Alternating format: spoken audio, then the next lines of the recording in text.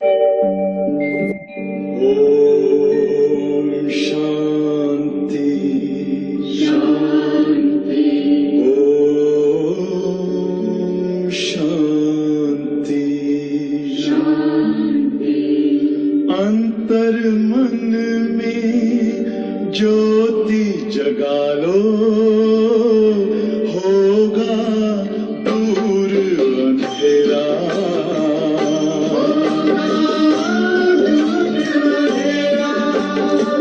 शिव का कर लो ध्यान, आ रहा पावन पुण्य सवेरा।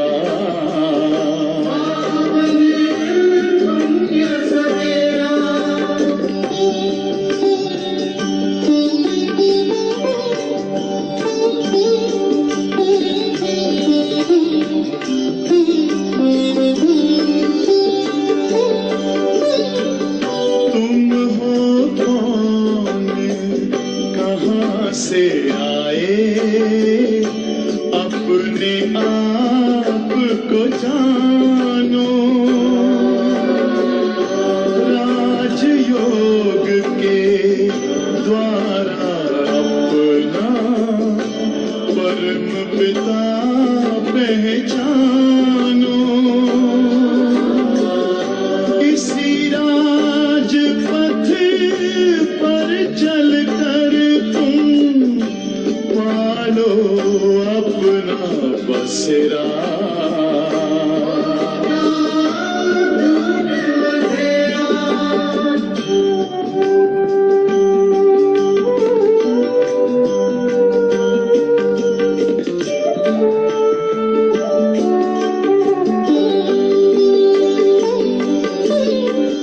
तुम हो आत्मा तन से न्यारे, परमात्मा को प्यारे। दिव्य गुणों को धारण करके योगी बनो दुलारे। ज्योति बिंदु ही तोड़ेगा ये माया मोह का घेरा।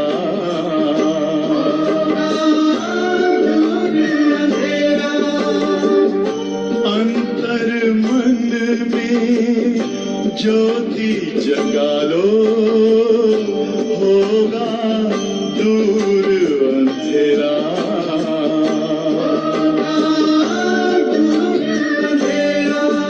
ओम शांति। ओम शांति। ओम शांति।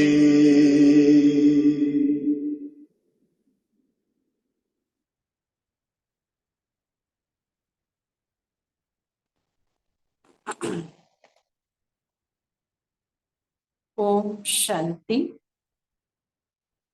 आज 24 तारीख आहे. बाबांचे साकार मुरलीचे महावाक्य आहे, मीठे बच्चे देही अभिमानी बाप तुम्हें देही अभिमानी भव का पाठ पढ़ाते हैं। तुम्हारा पुरुषार्थ है देह अभिमान को छोड़ना। प्रश्न है, देह अभिमानी बनने से कौन सी पहली बीमारी उत्पन्न होती है? उत्तर है नाम रूप की। यह बीमारी ही विकारी बना देती है। इसीलिए बाप कहते हैं आत्म अभिमानी रहने की प्रैक्टिस करो। इस शरीर से तुम्हारा लगाव नहीं होना चाहिए। देह के लगाव को छोड़ एक बाप को याद करो तो पावन बन जाएंगे। बाप तुम्हें जीवन बंध से जीवन मुक्त बनने की युक्ती बताते हैं, यही पढ़ाई है। बाबांनी आज आपल्याला देही अभिमानी बनण्यासाठी श्रीमत दिलेली आहे, जो आपल्याला पहिला पाठच बाबांनी शिकवलेला आहे। त्यानंतर बाबा आपल्याला देह अभिमानामुळे आपल्यामध्ये अनेक सूक्ष्म कमजोरी येतात, त्या बाबा स्पष्ट करत आहेत।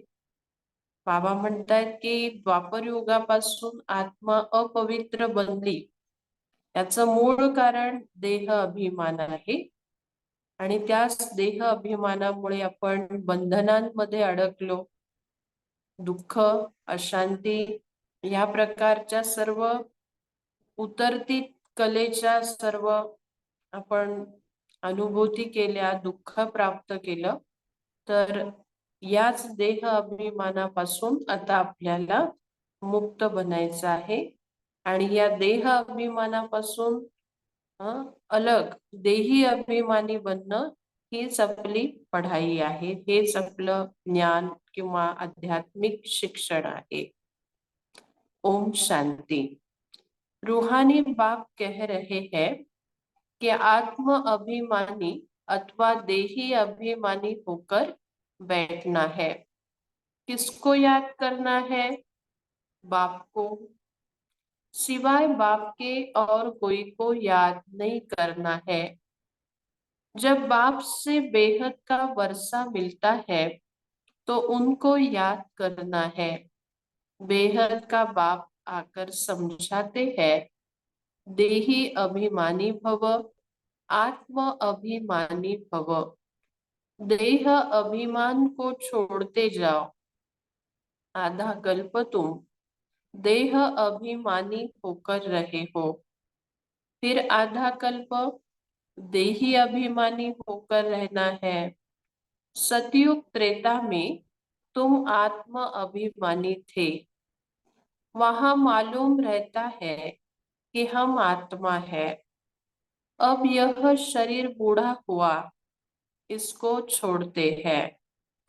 यह चेंज करना है सर्प मिसल।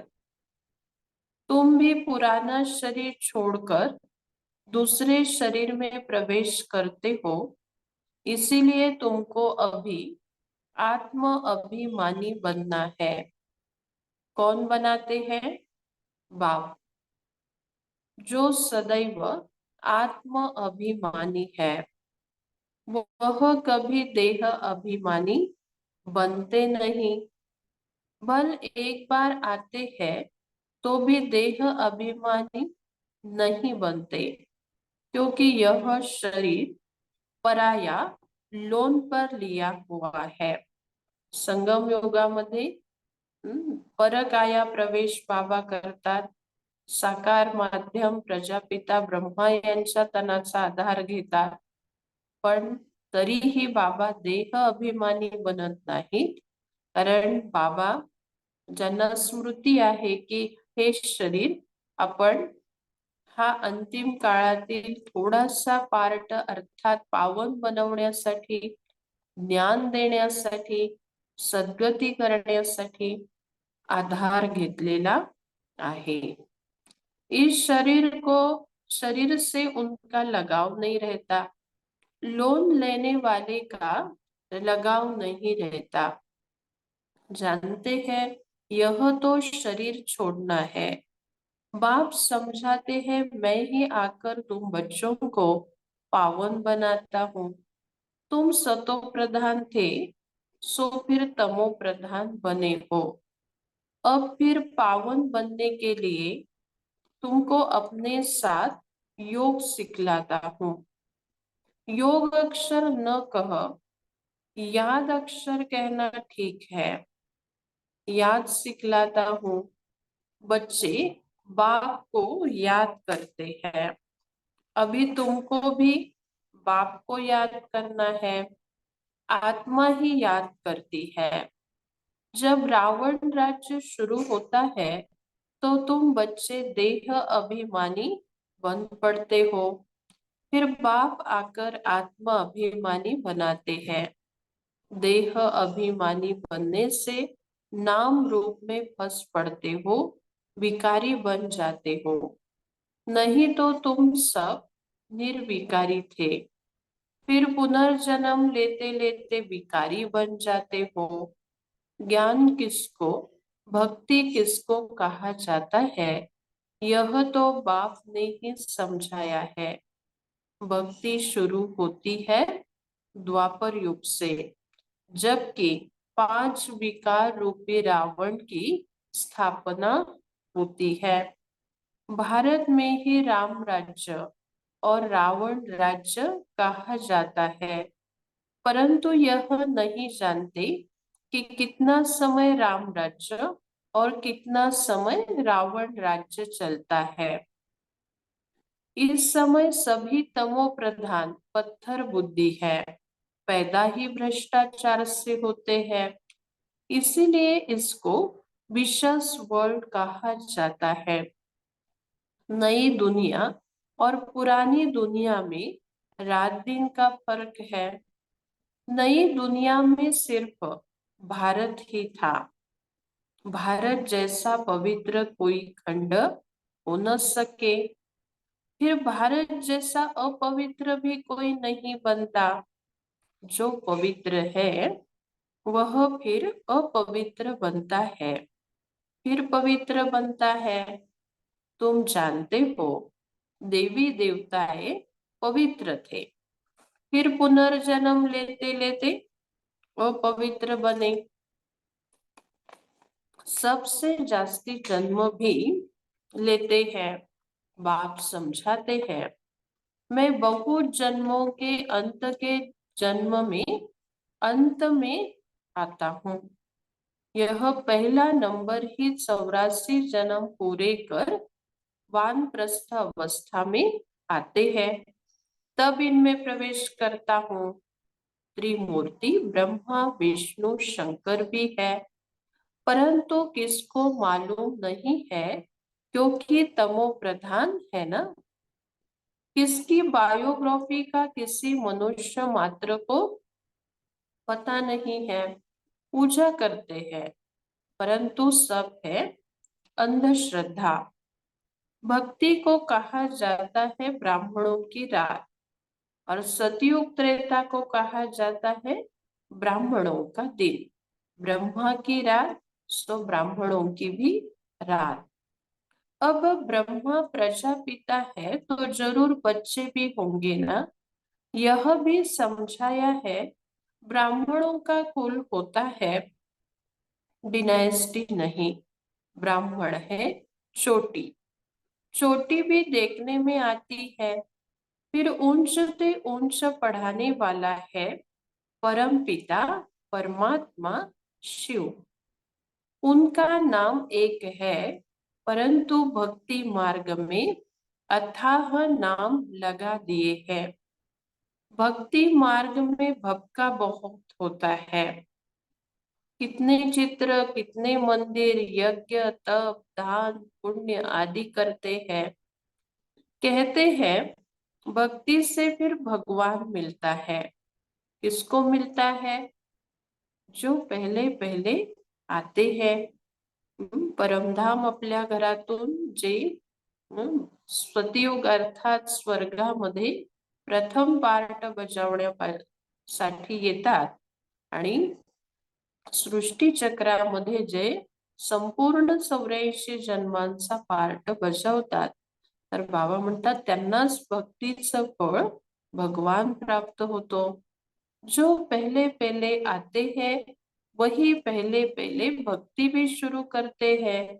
जो ब्राह्मण सो देवता बनते हैं, वही यथा राजा रानी तथा प्रजा सर्व गुण संपन्न, 16 कला संपूर्ण, संपूर्ण निर्विकारी, अहिंसा परमो देवी देवता धर्म था। भारत में एक आदि सनातन देवी देवता धर्म था, तब अथाह धन था। बाप याद दिलाते हैं, पहले पहले तुम देवी देवता धर्म वाले ही 84 जन्म लेते हो, सब नहीं लेते। है सिर्फ 84 जन्म, वह फिर कह देते हैं 84 लाख जन्म। कल्प की आयु लाखों वर्ष कह दी है। बाप कहते हैं यह है 5000 वर्ष का ड्रामा। तो यह हुआ ज्ञान। ज्ञान सागर एक ही शिव बाबा गाया जाता है। वह है हद के बाप, यह है बेहद का बाबा। हद के बाबाओं के होते हुए भी बेहद के बाप को याद करते हैं, जबकि दुखी होते हैं। पुनर्जन्म लेते लेते दुनिया पुरानी तमो प्रधान बन जाती है। तब फिर बाप आते हैं। सेकंड में जीवन मुक्ति मिलती है। किससे? बेहद के बाप से। तो जरूर जीवन बंध में है, पतित है।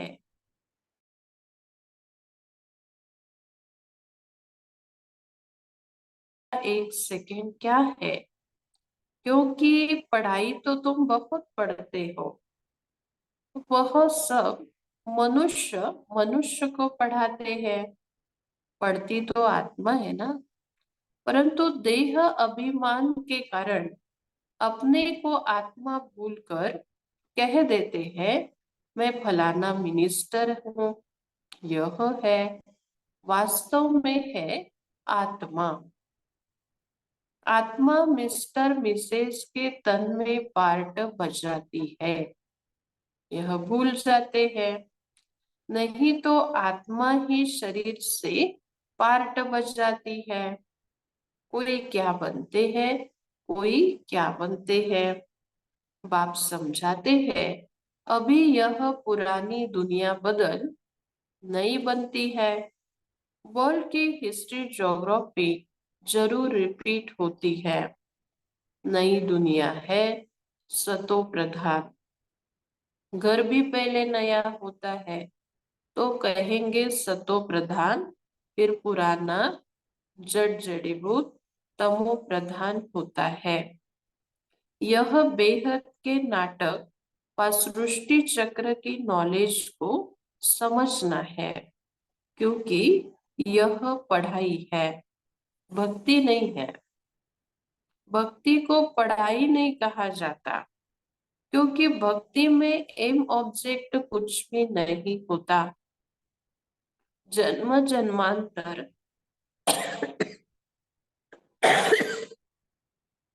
वेद शास्त्र आदि पढ़ते रहो, यहाँ तो दुनिया को बदलना है। सतयुग त्रेता में भक्ति नहीं है। भक्ति शुरू होती है द्वापर युग से।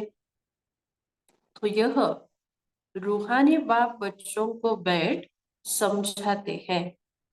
इसको कहा जाता है रूहानी नॉलेज अथवा रूहानी ज्ञान। रूहानी नॉलेज कौन सिखलाएगा? सुप्रीम रूह यानी परम पिता ही सिखलाएगा। वह तो सभी का है ना।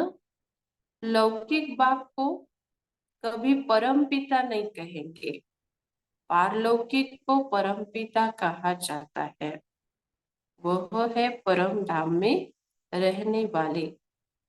बाप को याद भी ऐसे करते हैं, ओ गॉड फादर, हे ईश्वर, हे गॉड। वास्तव में उनका नाम है एक, परंतु भक्ति में अनेक नाम दे दिए हैं। भक्ति का फैलाव बहुत है, वह सब है मनुष्य मत। अब मनुष्यों को चाहिए ईश्वरीय मत। ईश्वरीय मत, श्रीमत। श्री श्री 108 की तो माला बनती है ना। यह प्रवृत्ति मार्ग की माला बनती है। पुनर्जन्म लेते लेते फिर सीढ़ी उतरते इंसॉल्वेंट बन जाते हैं। बुद्धि इंसॉल्वेंट बन जाती है तो देवाला मारते हैं। जो 100% सॉल्वेंट थे वो इस समय इंसॉल्वेंट है।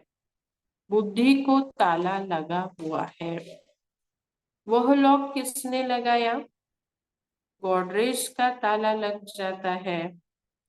भारत जितना नंबर 1 में था और कोई खंड नहीं।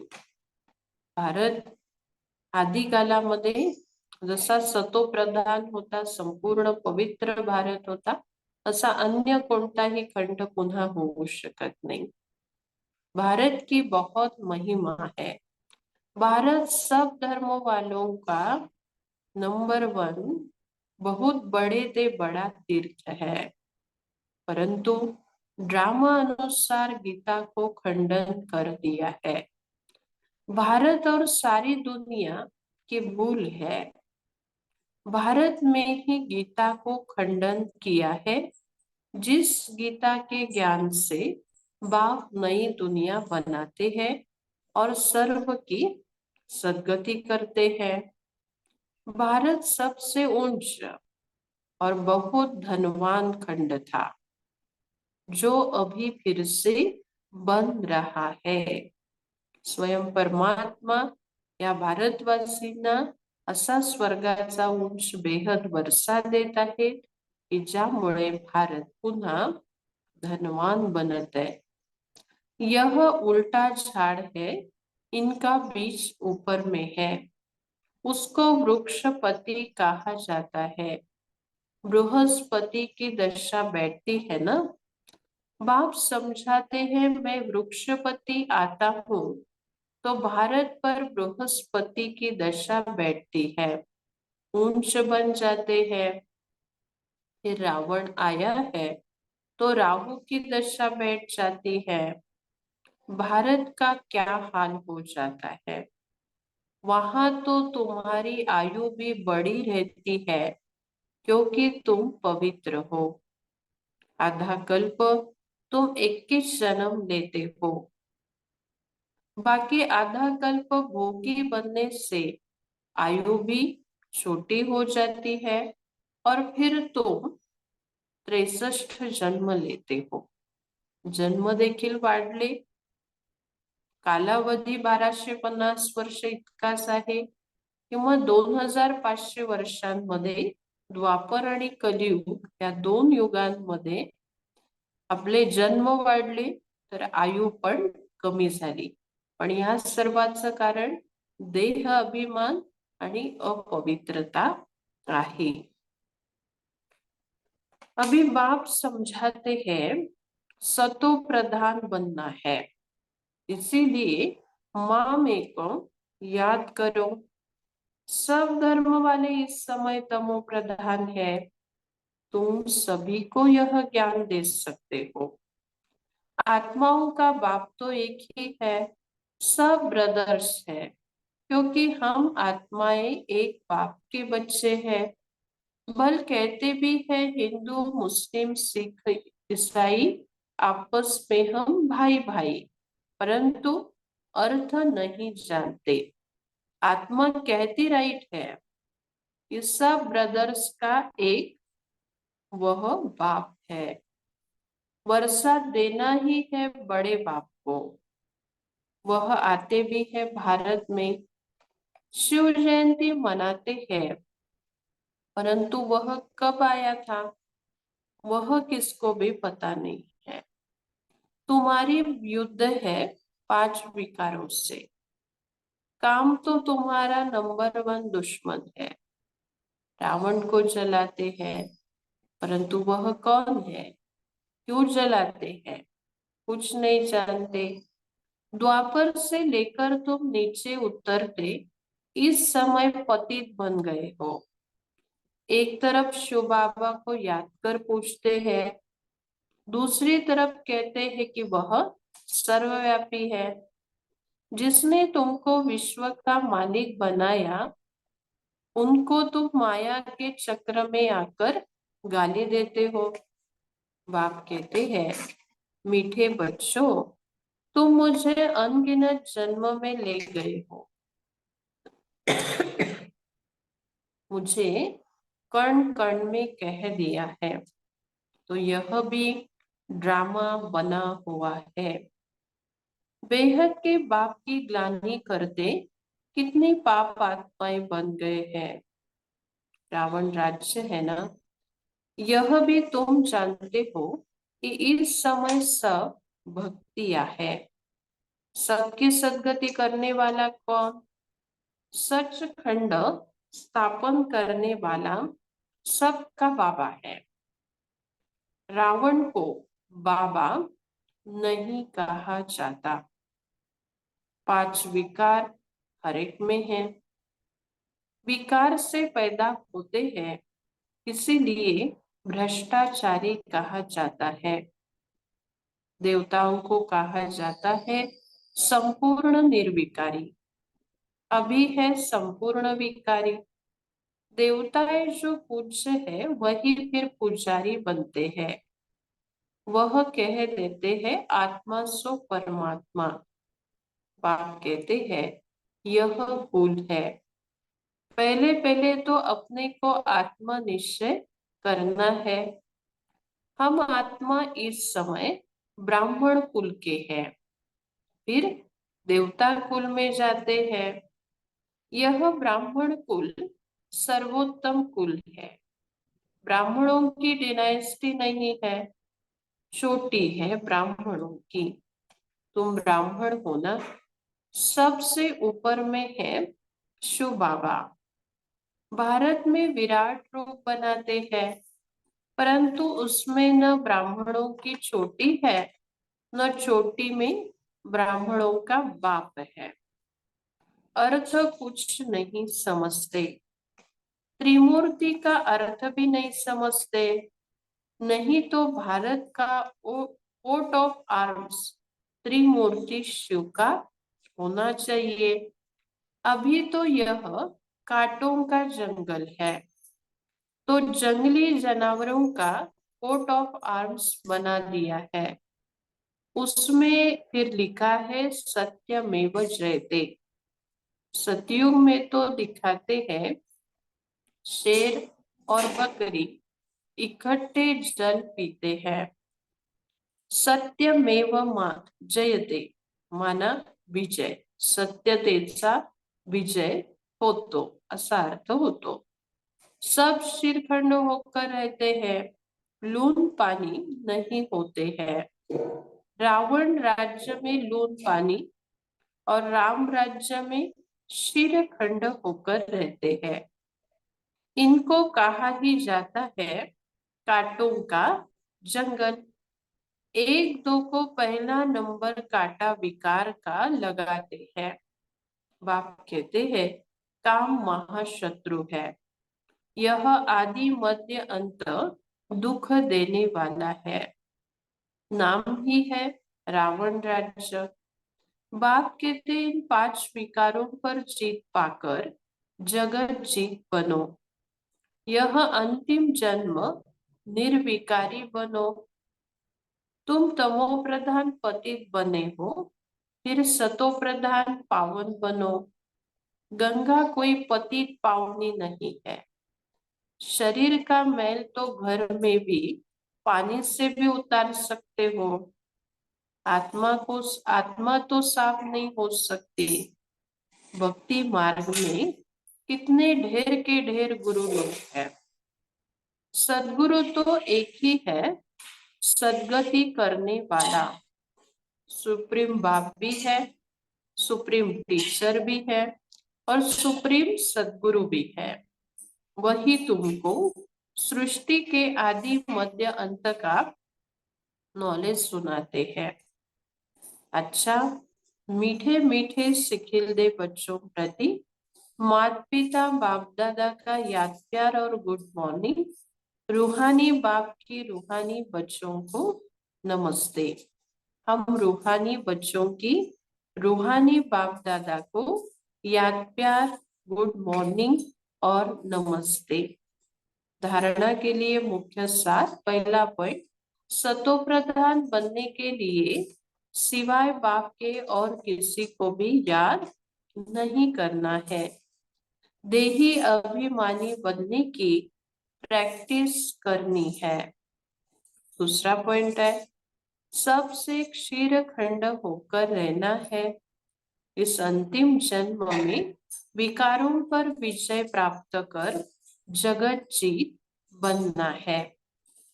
वरदान है, बाप की छत्र छाया में सदा मौज का अनुभव करने और कराने वाले विशेष आत्मा भव। जहाँ बाप की छत्र छाया है वहाँ माया से सदा सेफ है। छत्र छाया के अंदर माया आ नहीं सकती। मेहनत से स्वतः दूर हो जाएंगे, मौज में रहेंगे, क्योंकि मेहनत मौज का अनुभव करने नहीं देती। छत्र छाया में रहने वाली ऐसी विशेष आत्माएं ऊंची पढ़ाई पढ़ते हुए भी मौज में रहती है। बापदादांच्या छत्रछायेमध्ये सदा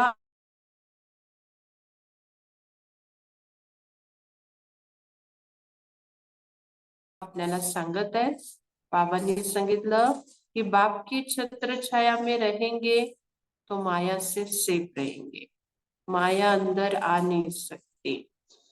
दूसरा सांगितलं, मेहनत से स्वतः दूर हो जाएंगे, मेहनत मुक्त बनो। तीसरा, मौज में रहेंगे, मेहनत मौज का अनुभव करने नहीं देती है। आणि बाबा त्यानंतर म्हणताय कि उन्हें निश्चय है कि हम कल्प कल्प के विजयी आत्माएं हैं, तो पास हुए पड़े हैं, तो सदा मौज में रहो और दूसरों को मौज में रहने का संदेश देते रहो, यही सेवा है।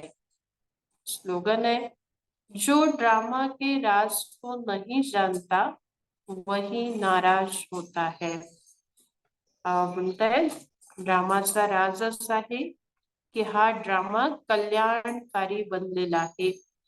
हर घडी हर क्षण या नाटकामध्ये कल्याण सामावलेलं आहे। हा राज आपण जर समजून घेतला तर आपण कोणत्याही प्रकारे मनामध्ये प्रश्न शंका आणून नाराज होऊ शकत नाही। यासाठी आपल्याला ड्रामाचा राज सदैव स्मृतीमध्ये ठेवायचा आहे। ओम शांती।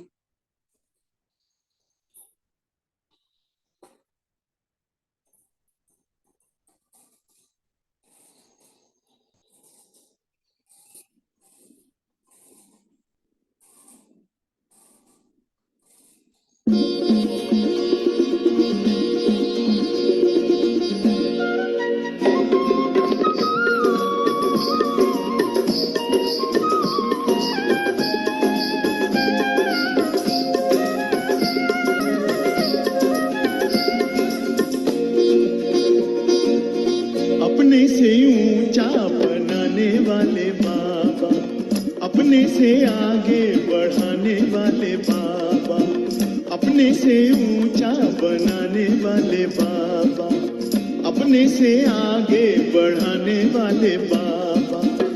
क्या से क्या बनाते हो, धन्य है भाग्य हमारे जो हमको पढ़ाते हो।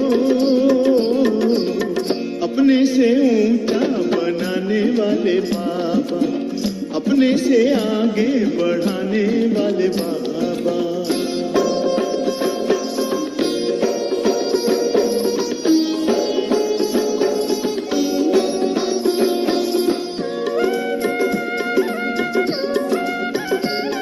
खुदाई खिदमतगार है हम, जो पाते तेरा प्यार है।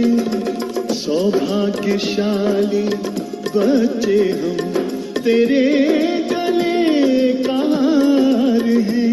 कभी दिल में कभी पलकों पर, कभी दिल में कभी पलकों पर हमको बिठाते हो, जो हमको पढ़ाते हो।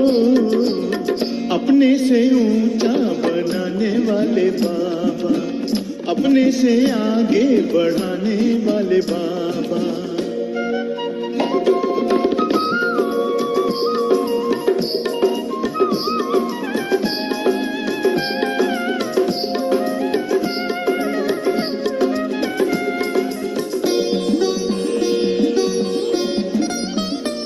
एहसान तुम्हारा बाबा कोई कैसे चुकाएंगे, महिमा तुम्हारी बाबा किन शब्दों में गाएंगे। नित्य शिक्षाओं भरी मुरली सुनाते हो, जो हमको पढ़ाते हो, अपने से ऊंचा बनाने वाले बाबा, अपने से आगे बढ़ाने वाले बाबा।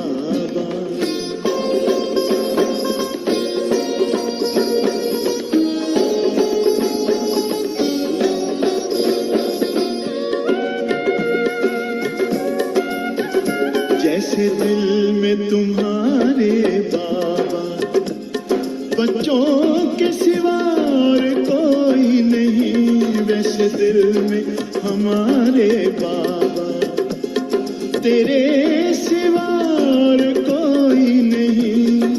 ज्ञान के हीरे मोती से हमको सजाते हो, जो हमको पढ़ाते हो, अपने से ऊंचा बनाने वाले बाबा, अपने से आगे बढ़ाने वाले बाबा, अपने से ऊंचा बनाने वाले बाबा, अपने से आगे बढ़ाने वाले बाबा।